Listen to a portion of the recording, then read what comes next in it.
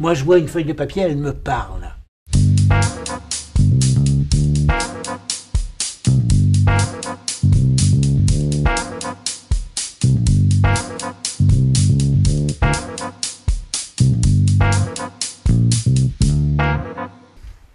Alors, j'achète des matières premières qui sont déjà préparées pour l'industrie. On va brasser suffisamment pendant 1 heure, 2 heures, 5 heures, selon le type de papier qu'on veut faire. Tous les papiers que vous connaissez, presque tous, tout au moins, sont faits avec du bois. Le brassage, ça sert à donner de la solidité, en fait. L'eau va se fixer sur la fibre. Et c'est l'eau qui va faire la solidité. Quand la pâte est faite, on pourra en prendre un petit peu et puis la mélanger avec de l'eau. Beaucoup d'eau. On va diluer cette pâte, la remonter en brassant. Il faut que le mélange soit homogène, c'est-à-dire qu'il y ait autant de bois en surface qu'au fond. Et ensuite, pour faire la feuille, on va enlever l'eau, garder le bois. Pour ça, on va utiliser ce que j'appellerais tout simplement une passoire, en fait un tamis. Un tamis suffisamment fin pour garder les fibres de bois et laisser passer l'eau. Plonger verticalement.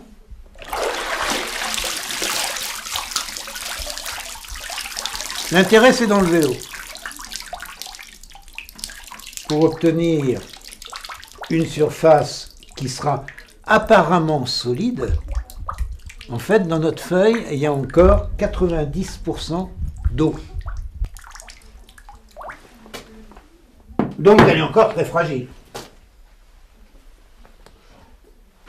On va poser cette feuille après avoir enlevé le cadre. On va poser cette feuille sur cette sorte de petit tapis là, qu'on appelle un feutre. C'est un tissage particulier qui permet à l'eau de s'écouler. Et une fois la feuille faite, on va reposer un feutre dessus et il n'y a plus qu'à continuer. Un feutre, une feuille, un feutre, une feuille.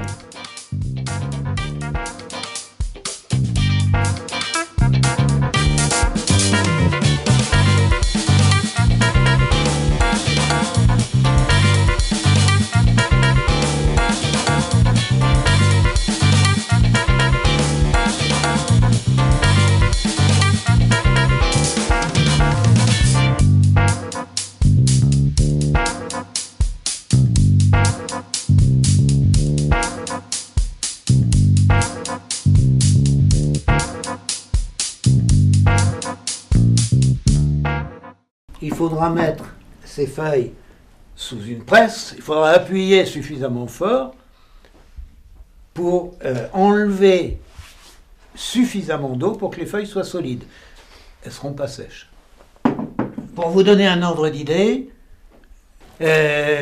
s'il fait chaud, ça sèche vite. S'il fait humide, ça sèche lentement. Il y a des papiers que je ne fabrique pas en été parce que ça sèche trop vite. C'est comme du linge, il gondole, il est rêche, il est cassant, il est difficile à remettre à plat. Donc 2-3 jours, c'est bien.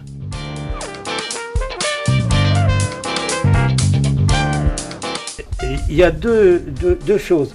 D'une part, la confection de papier qui ressemble à ce qu'on faisait il y a 200, 300, 400 ans avant la machine. La machine, c'est 1800. 1850. Entre les deux, on va la mettre au point petit à petit. Donc ça, il y a un impératif, c'est 800 ans de conservation. Donc obligatoirement du coton, du lin, du chanvre. C'est tout. Chiffon ou fibre. Mais ensuite, il y a les artistes qui vous demandent des créations. On peut faire du papier avec toutes les plantes. Ce verre, je le garde précieusement à l'abri de la lumière. Ce verre, c'est quoi? C'est de l'ortie qui a été cuite.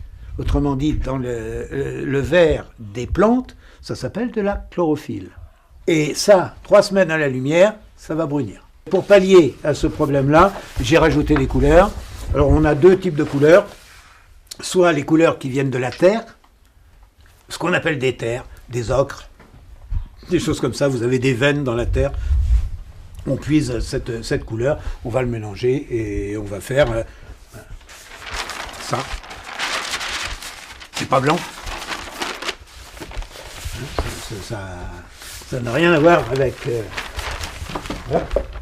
Donc ça, la couleur, c'est de la terre. Mais ça bouge pas à la lumière. Et puis d'autres couleurs, qu'on appelle des couleurs synthétiques, pour ne pas dire que c'est issu de la chimie, mais ce sont des couleurs qui ne bougent pas.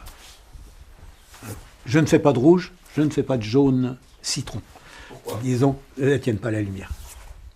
Même chez Ferrari, le rouge des Ferrari ne tient pas à la lumière. On n'y peut rien, on n'a pas de rouge qui tienne à la lumière. Je parle sur 100 ou 200 ans. Je suis en train de préparer un papier pour un livre de 1470. 1470, c'est ce qu'on appelle un incunable, parce que ce sont les livres imprimés avant 1500. Je rappelle que Gutenberg, c'est 1450. Donc entre 1450 et 1470, ce sont des livres très rares. C'est un collectionneur privé qui a ce livre, et malheureusement, il lui manque une page. La dernière. Donc il est allé chercher une copie, et pas à Paris, parce que la Bibliothèque nationale ne l'a pas. Alors il est allé la chercher au British Library à Londres, et je vais essayer de le réimprimer. C'est passionnant, parce que ça, dans les musées, vous n'avez pas le droit d'y toucher. Moi, j'ai pu passer 2 heures, 3 heures à regarder ce livre, à le manipuler.